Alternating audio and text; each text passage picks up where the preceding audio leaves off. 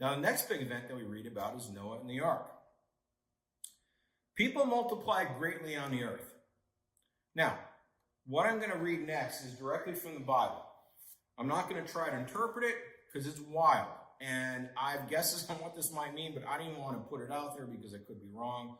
But it's wild. If you ever say that the Bible is a boring book, it isn't. A lot of supernatural stuff happens. So Adam and Eve had more children, and Cain had children, and they had children, and it filled the earth. And this is the next thing that we read. This is directly from the English Standard Version Bible, Genesis chapter 6, verses 1 to 5. When man began to multiply in the face of the land, and daughters were born to man, the sons of God saw the daughters were attractive, and they took as their wives any they chose. Then the Lord said, My spirit shall not abide in man forever, for he is flesh, his days shall be 120 years.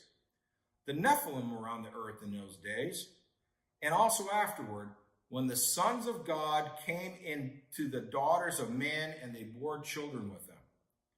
These were the mighty men who were of old, the men of renown. What's that all about?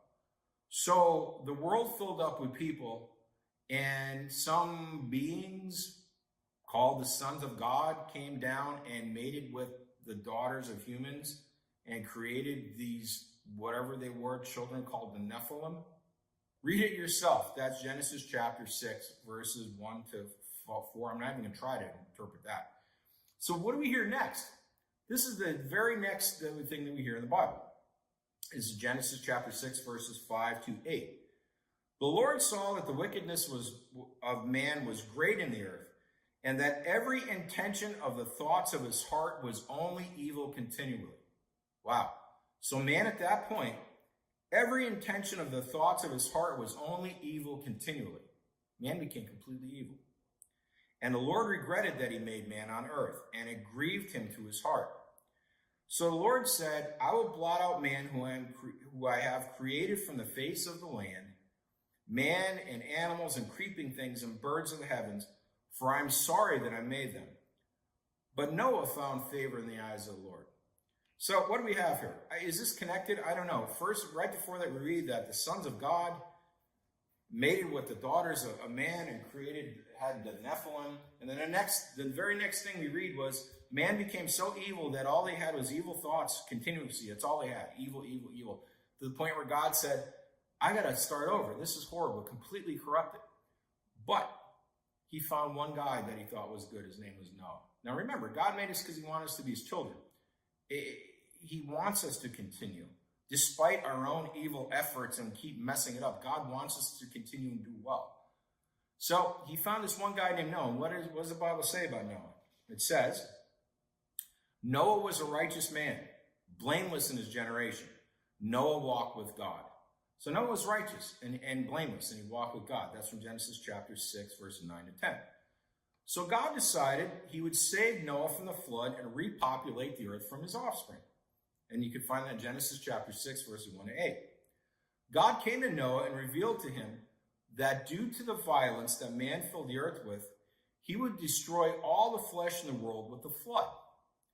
God made his covenant with Noah because he found Noah to be righteous before him. He told Noah to make a boat called an ark. He told him to put his family in the ark, along with one male and one female of every animal on earth, and bring food to feed everyone and every animal.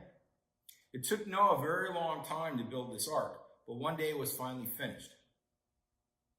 God sent all the animals to Noah to put in the ark, and Noah and his family got in the ark, and God sealed the door so the water would not get in. So Noah and his family got in the ark, and God sealed it up for them. God then sent rain to the earth for 40 days and 40 nights, and the whole world was flooded.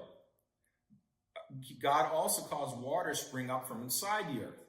This is interesting. About 3 years ago or so, 4 years ago, I saw a science report, and I don't remember where it's from, but it caught my attention. It said, scientists believe that there's actually more water inside the earth than there is on all the oceans on the outside of the earth. And I thought, wow. You know, the Bible says that God flooded the world not just by rain, but causing water to come up from inside the earth through springs and flood the earth. The water was so high that it covered all the mountaintops, even like Mount Everest, the highest, everything was covered, so that this evil man could not climb to the top of the mountain and avoid the flood. He made sure that they were all destroyed because they're so evil and wicked. Now, all the people in the world drowned because they were so evil, but God saved Noah and his family. Noah and his family floated in the ark for 150 days. Finally, the flood started to go away. The ark landed on top of a mountain called Mount Ararat, and I believe that's in Turkey. I'm not sure, but I think Mount Ararat's in Turkey. Noah, his family, and all the animals got out of the ark. God made a promise to Noah that he would never again send a worldwide flood. He sent a rainbow to Noah and told him that every time we see a rainbow, it is God remembering that he would never again wipe out mankind with the flood. God also increased the lifespan of man once again from the 120-year restriction that he put on it due to their evil hearts. Noah lived to be 950 years old. We can read this in Genesis chapter 6, verses 9 to 22, chapter 7, verses 1 to 24, chapter 8, verses 1 to 19, and chapter 9, verses 1 to 28. Now, the next event that major event that takes place in the Bible is the Tower of Babel.